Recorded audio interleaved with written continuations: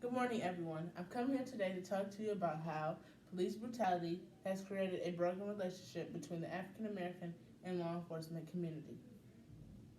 Imagine being an African American pulled over by police due to a broken taillight and witnessing your life flash before your eyes, having a gun drawn on you for reaching for your license and registration. There are indeed possibly ways to mend the relationship between the African American community and law enforcement by looking into the psychological effects, past experiences, and potentially changing the system.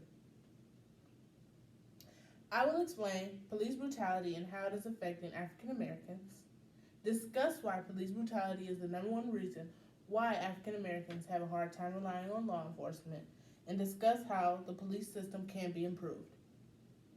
People often do not understand how much police brutality has an effect on African Americans.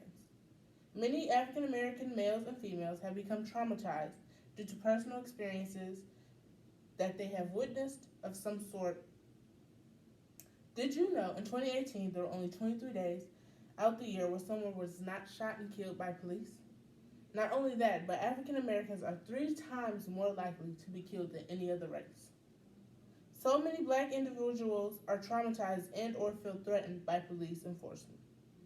For example, Eric Gardner, an unarmed black man, uttered "I cannot breathe" during an arrest by police who placed him in a chokehold and caused his death. Seeing this inhumane image on videotape pierced the consciousness of the nation. The grand jury failed to indict the officer who killed Mr. Gardner, and this sparked civil protests, which birthed the movement Black Lives Matter. In addition to having to cope with witnessing such violence, most African Americans have an extremely hard time in relying on law enforcement with their lives.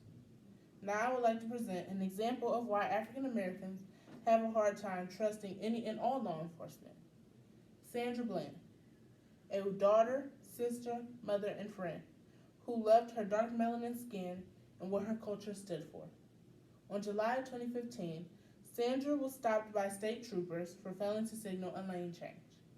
What began as a routine traffic stop quickly turned into shouting, physical altercation, which led to Bland's arrest, and eventually apparent suicide at the Walker County Jail. Cases like Sandra Bland, Philandro Castile, Eric Gardner, and an endless list of lives taken by police are important because these specific incidents are prime example of why myself and other black men and women are afraid to get pulled over by police, let alone have any encounter with law enforcement.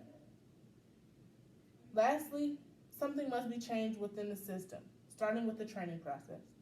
If the system is changed, then there could possibly be a relationship between the two. Efforts to improve the relationship, starting with attitudes and trusting. Also with increase of education and better training, all while recruiting more African Americans, male and females, to become officers. More education and training will allow law enforcement to become better at dealing with general complexities. Training should force police officers to understand their own conscience and their unintended actions while on duty towards all citizens, resulting in building a more stable and trustworthy relationship between the two. For the percentage of police brutality to decrease, it would involve identifying why so many African American males and females have such a hard time trusting them, understanding the miscommunication between the two, and developing a plan to fix the police system. In conclusion, it will take more than just you and I to understand why law enforcement must change the system in order to have a better communication and relationship within our community.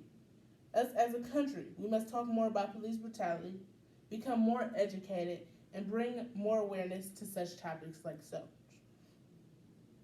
After much research, we have indeed found out it is possible to mend the relationship between the African American community and law enforcement by looking into the psychological effects, past experiences, and potentially changing the system.